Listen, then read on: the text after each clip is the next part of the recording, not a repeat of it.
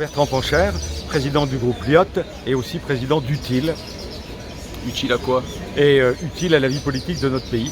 Lyot, c'est un groupe parlementaire de députés indépendants qui trouvons leur légitimité par l'écoute en direction de nos concitoyens. Nous sommes tous des parlementaires libres, des parlementaires qui passons notre temps à être en relation avec nos concitoyens.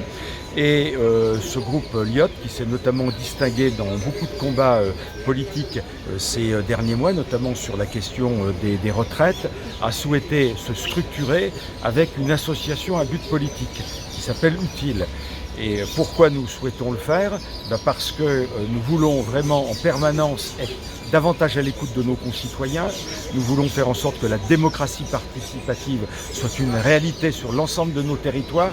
Et c'est pour ça que nous créons ce qu'on appelle des comités utiles, pour être utiles pour notre pays, mais aussi pour que nos concitoyens soient utiles en s'engageant auprès de leurs parlementaires. Et aujourd'hui, nous créons Utile Guadeloupe avec Olivier Servat. Nous avons, je crois, dépassé les 500 adhérents en quelques mois de temps. Eh bien, c'est la démonstration que quand on s'intéresse aux Françaises et aux Français, eh bien, eux-mêmes ont envie de s'intéresser à la politique. Et c'est la raison pour laquelle nous créons aujourd'hui Utile Guadeloupe. Lyot va tenir ici une réunion importante en début de semaine. Oui, alors c'est la première fois également dans l'histoire du Parlement qu'un groupe parlementaire s'engage dans le cadre de sa rentrée politique en Outre-mer.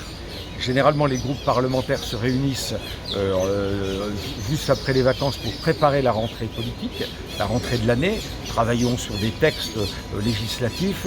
Nous, les groupes parlementaires le font systématiquement dans l'Hexagone.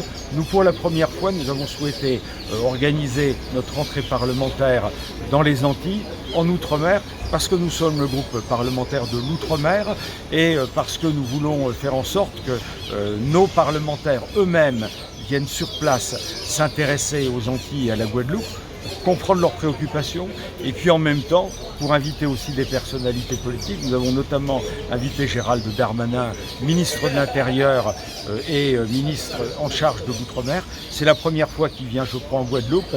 Eh bien, suite à ce que nous allons entendre, notamment aujourd'hui, les revendications des Guadeloupéennes et des Guadeloupéens, eh bien, nous allons témoigner de ces priorités, de ces préoccupations des habitants de la Guadeloupe, de façon à faire en sorte, je l'espère, que ça soit retenu au plan national. Vous êtes d'un poids non négligeable à l'Assemblée.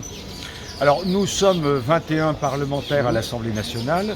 Il manque 40 parlementaires pour la majorité absolue à l'Assemblée nationale. On a donc besoin de nous pour faire voter les lois. Notre groupe parlementaire n'est ni un groupe d'opposition, ni un groupe de godillots. Nous sommes un groupe d'opposition, mais aussi de proposition.